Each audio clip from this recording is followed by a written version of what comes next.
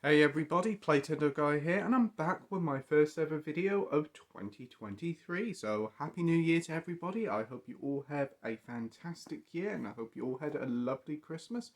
And today I'm back with, as I said, my first video of 2023, and it's my top 10 films of 2022. So without further ado, let's get into it.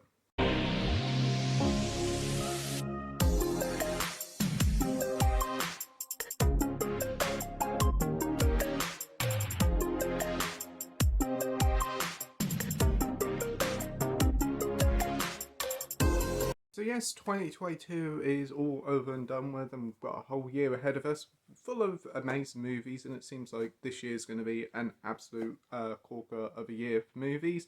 But 2022 wasn't no slouch either, with some great independent titles, some pretty great big blockbusters, a few disappointments here and there, but overall I think it's been a pretty solid year for movies and definitely a step up from 2020 and 2021. They say movie studios finally pumping out those titles after the whole COVID stuff, so yeah, overall really great year. So first up is time for some honourable mentions. First up is See How They Run, and this was a really fun whodunit, sort of very Wes Anderson like, sort of my first Wes Anderson, but it's a lot of fun. Some great casts in this. Sam Rockwell as lead was great, but Saoirse, we're going to pronounce it correctly soon. Saoirse Ronan was fantastic in it. She stole every single scene she was in as the deputy. She was so funny, so charming, and honestly, I'd like to see more of her character. Next up, we have Prey. This was a real nice surprise. I thought it was going to be rubbish as it went straight to Disney Plus, but no, it was a great time. It was a back to basics sort of setup for the Predator, taking him back to like the Apache era, and this young girl goes up against him, and it was really enjoyable. Yeah, realism be damned, but it was just a fun time. It didn't have no rubbish in it. It was just a pure fun action film, and it didn't take up much of your time. It was only 90 minutes. Next up is The Banshees of Inisherin, a very funny dark comedy.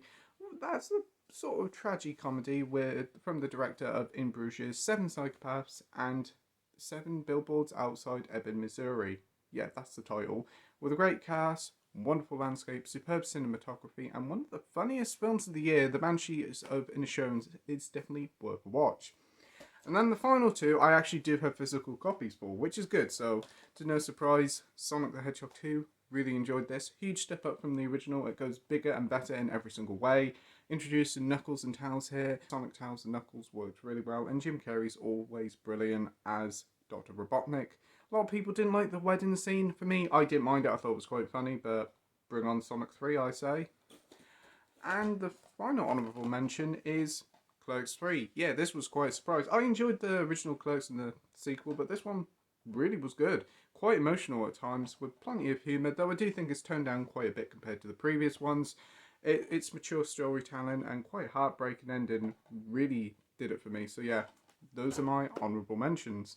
So without further ado, let's get into the top 10. So right, we're in the top 10, and then at number 10 is, we have Michael Bay's Ambulance. Yes, a real big surprise this one is.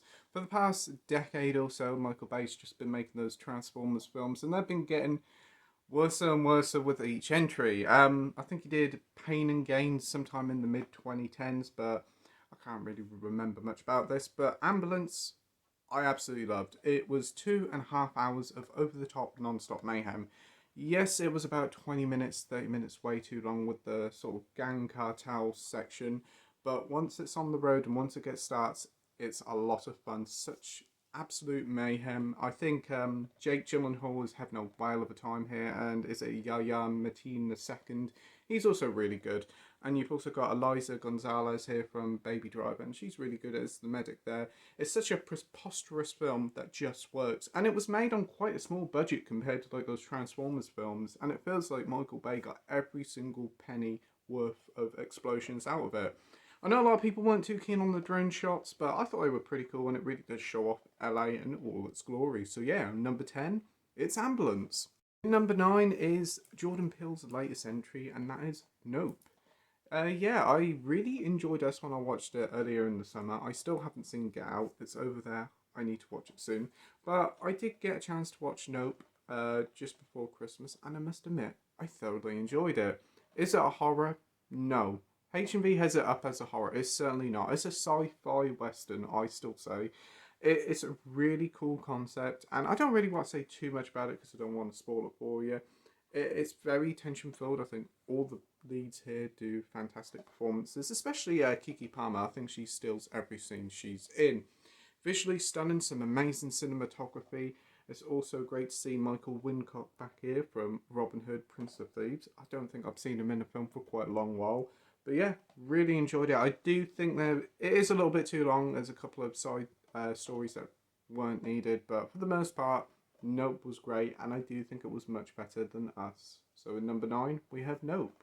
At number 8, we have quite a controversial choice, but when I watched it in the summer, I thoroughly enjoyed it and I had to get the Blu-ray when it came out, and that is Men. Yes, the film that hates men. I personally really enjoyed it. It's such a stripped back film. It's two main cast members here, Rory Kinnear and the brilliant Jessie Buckley. Sees Jessie Buckley character witnessing like a tragedy, and she moves away for a little while to this like idyllic countryside retreat that looks stunning.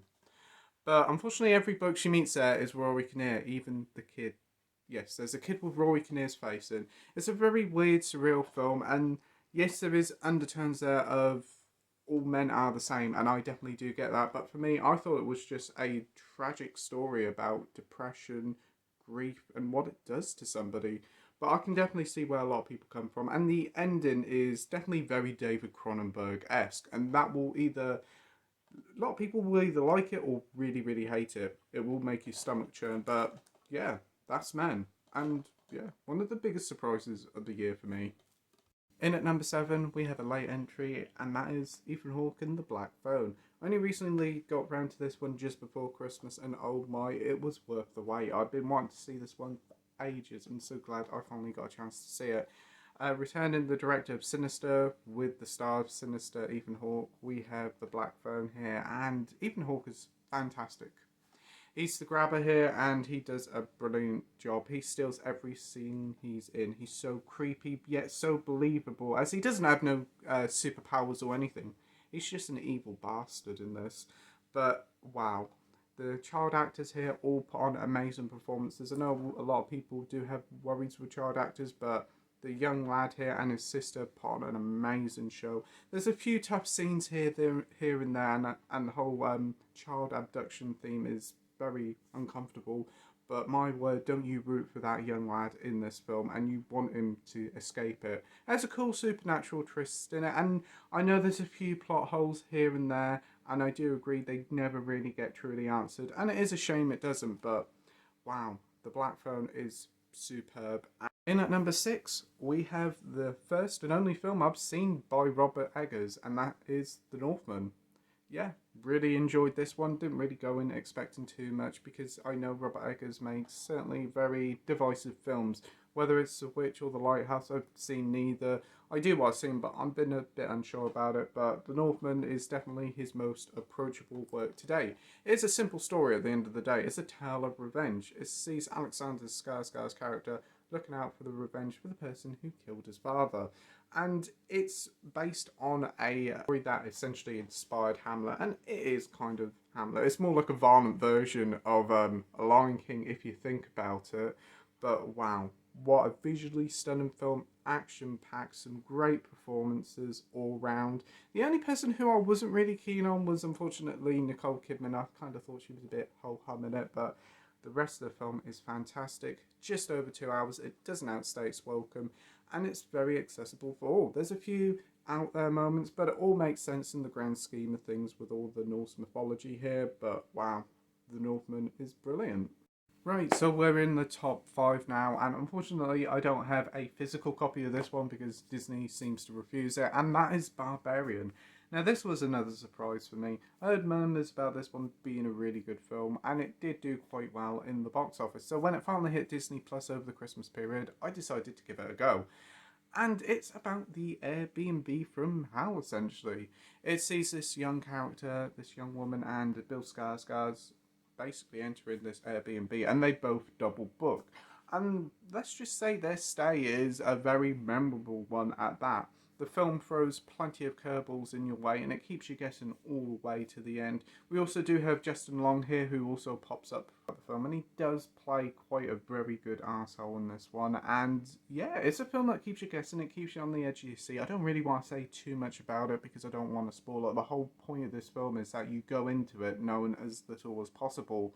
So rest assured, it's one of the most fun, most creative, one of the most edge of your seats horror films with quite a witty script of the past few years.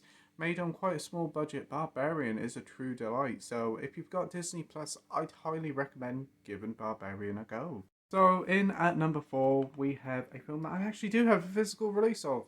Yay! And that is The Batman. Yeah, it's a bit of a controversial pick, this one. Some people seem to love it, some people seem to hate it. It seems to be quite a mixed bag. A lot of people didn't like the new tone of it and the 3-hour runtime, but for me, I absolutely dug this film. I think it is one of the best Batman films out there. I still think the Batman and Batman Returns and Batman Begins are still better, but this one is how I'd like to see a modern interpretation of Batman be. Focusing on the directing? Focusing on the detective side of things, this feels like the Arkham games come to life on the screen.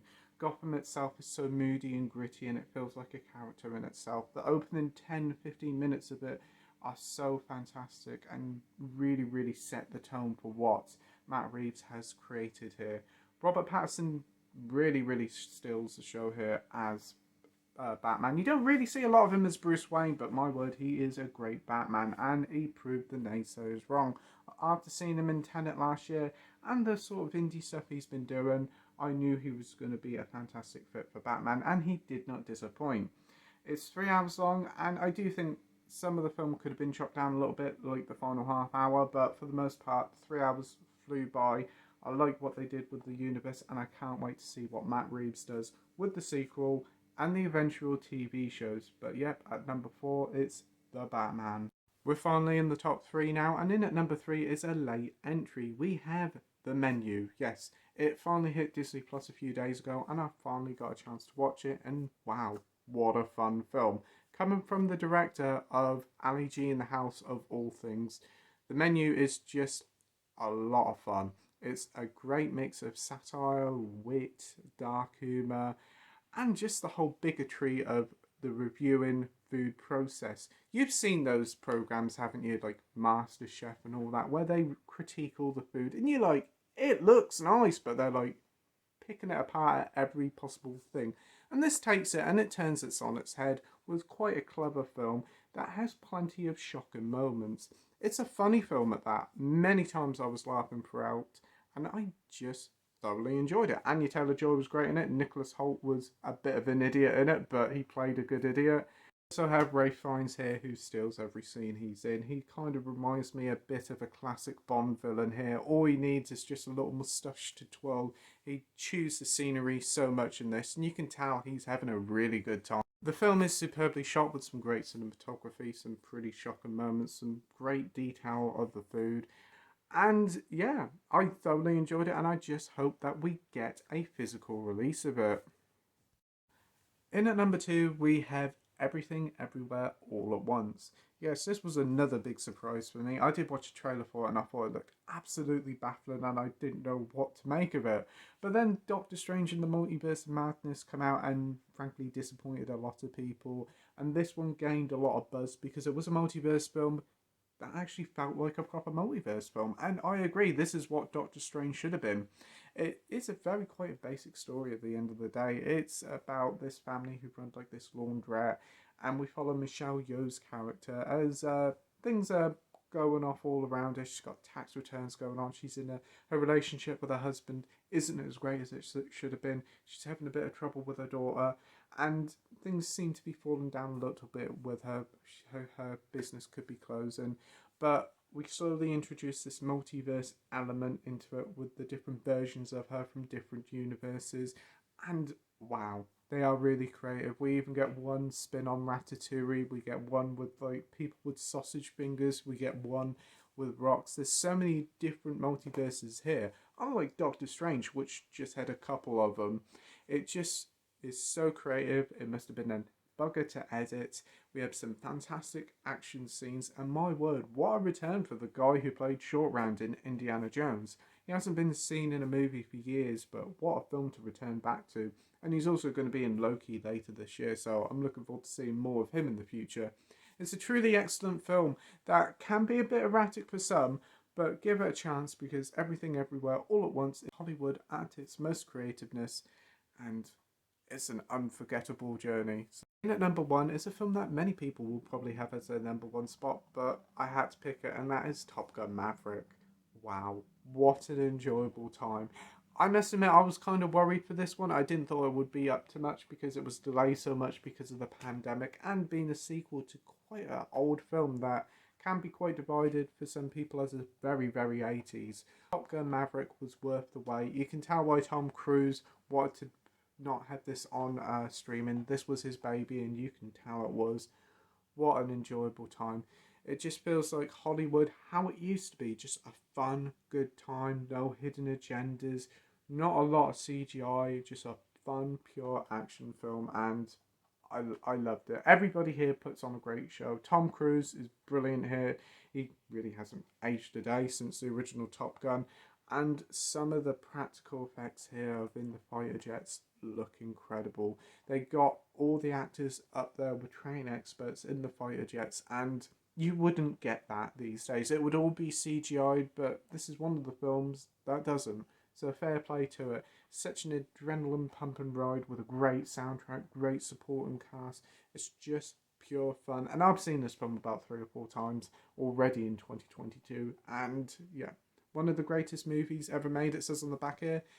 Yeah, it might just well be, but yeah, this is Hollywood's proper real return to form, and we also have to thank Top Gun Maverick for kind of rebooting cinemas in a real big way. This was a juggernaut at the cinema, hitting well over $1 billion, breaking box office records, and yeah, I can't wait to see Tom Cruise return later this year with Mission Impossible Dead Reckoning Part 1.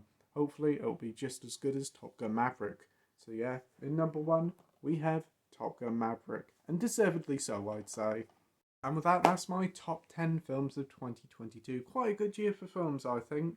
Tell me what you think of my top 10 in the comments section down below. What were some of your favourite films of last year? You'd probably tell me a few that I've never seen before, so get down in the comment section and tell me what are some of your favourite films of the year down below. I'll get back to you, I promise I'll get back to all comments.